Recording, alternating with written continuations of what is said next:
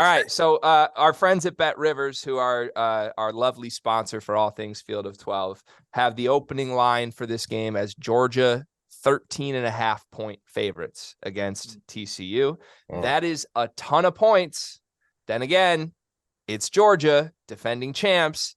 TCU was sloppy this week. They survive. I don't know. My initial glance is like, come on, guys. 13.5 points for the team that Ohio State almost just beat. And I mean, it's Max Duggan. Is it a TCU offense that can keep up? Do you think that's too many points, just initial glance, Felder?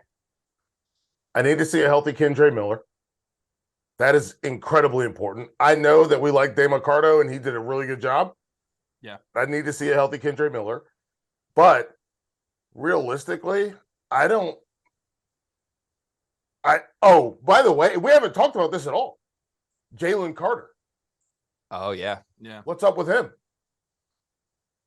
What's up with him?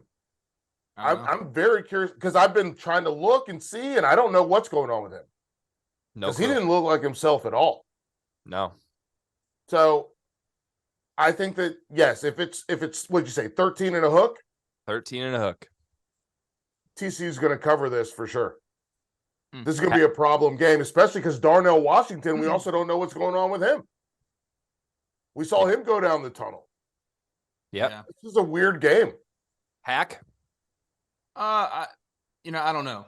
I feel like this Michigan and Georgia style of ball kind of mirror a little bit, but I think Georgia's a little bit more developed, and Stetson's obviously proven that he can beat you more than JJ can. Play a little bit of a cleaner game. Well, they let him. Right.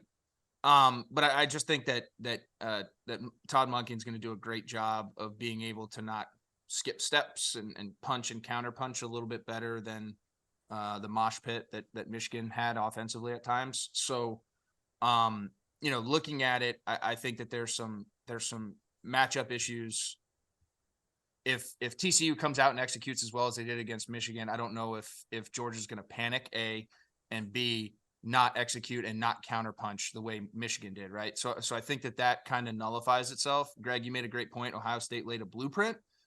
I'm not quite sure if TCU can mirror that, right? Okay. I don't know if I think they have explosive players. I think they have guys who can be difference makers.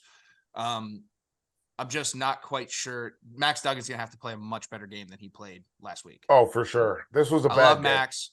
It can't be a, valiant leader, bloodied up, it has to be a clean cut. Here comes Maximus down the line. Like he needs to play and show it. And he needs to play a lot better than he did last week if they want to, I think, really have a good chance at this one. So I totally agree. With that. Like Duggan's got to hit Quentin Johnston. By the way, where was Savion Williams in this game? Yeah. So yeah, they've got to hit their spots. I totally agree. Yep. Yeah. It presents itself as a very fascinating matchup. Again, I was just struck. The gambling side of me was like, whoa, that's a lot of points. Yeah. But then again, maybe I'm just charmed by this TCU team right now. What's the points for this? I believe it was 64, maybe. Let me get an actual number for you. For Georgia and TCU? For the total, yeah. 64. 83. 62 and a half is the over-under.